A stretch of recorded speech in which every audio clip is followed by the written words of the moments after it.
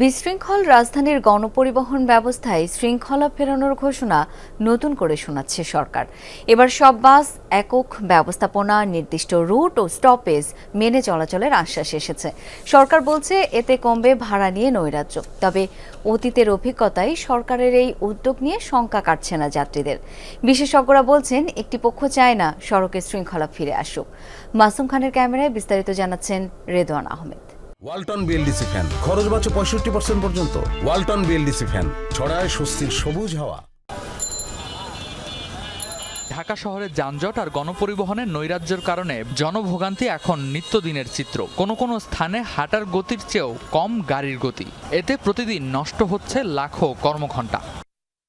অন্তর্বর্তী সরকারের প্রধান উপদেষ্টা তার ভেরিফাইড ফেসবুক পেজে জানিয়েছেন, শিগগিরই সব বাস আসবে একক ব্যবস্থার অধীনে। এতে রুটে শৃঙ্খলা ফিরবে, কমবে ভাড়া নিয়ে প্রতারণা। তবে এ উদ্যোগ নতুন নয়। 2015 সালেও বাস রুট রেশনালাইজেশন কমিটি গঠন করা হয়েছিল। পরে একাধিকবার পরীক্ষামূলকভাবে চালু হলেও নানা কারণে মুখ থুবড়ে পড়ে সেসব উদ্যোগ। যদি রুট আর স্টপেজ মেনে বাসগুলো পরিচালনা সম্ভব হয়, তাহলে ভোগান্তি কমবে যাত্রী সাধারণের। এটা অনেক বড় সিন্ডিকেট। যদি আমাদের প্রধান উপদেষ্টা এটা শৃঙ্খলা ফিরে আনতে পারে, সবকিছু একক ব্যবস্থা করে নিয়ে আসতে পারে, তো এটাই ওনার জন্য সবচেয়ে বড় নোবেল। শুনতেছি কিন্তু কাগজে কলমে এখন পর্যন্ত পাইনি। আমরা চাই যেন পরিকল্পনা যেটাই হোক সেটা যেন মানুষের কাছে উপস্থাপন করা হয়, সেটা সময় যেন বাস্তবায়ন করা হয়। বাসগুলো নিয়ম মেনে নির্দিষ্ট রুটে চলাচল করলে ট্রাফিক ম্যানেজমেন্ট সহজ হবে বলছেন ট্রাফিক পুলিশ। আমাদের অনেক জায়গায় রোড মার্কিং নাই। যেমন আপনি এক জায়গায় পার্কিং করবেন, সেই পার্কিংয়ের জন্য নির্দিষ্ট যে প্লেস, এই জায়গাগুলো দেওয়া নেই। সো আমি মনে করি যে রোড মার্কিং থেকে শুরু করে রোডের যে কন্ডিশন, এগুলা যদি ঠিক করা যায়, কিছুটা হলেও যে বিশৃঙ্খলা এটা কমে যাবে। যানজটমুক্ত নগরী নগরবাসীর দীর্ঘদিনের প্রত্যাশা। প্রতিটি সরকারের আমলেই যানজট নিরসনে নানা উদ্যোগ নেওয়া হয়েছে, অন্তর্বর্তী সরকারও এর ব্যতিক্রম নয়।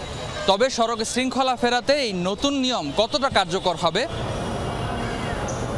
বিশেষজ্ঞরা বলছেন, বছরে 37,000 কোটি টাকার ক্ষতি হয় শুধু যানজট আর গণপরিবহনে বিশৃঙ্খলার কারণে। তাই একক ব্যবস্থাপনার বাস্তবায়ন জরুরি হয়ে পড়েছে।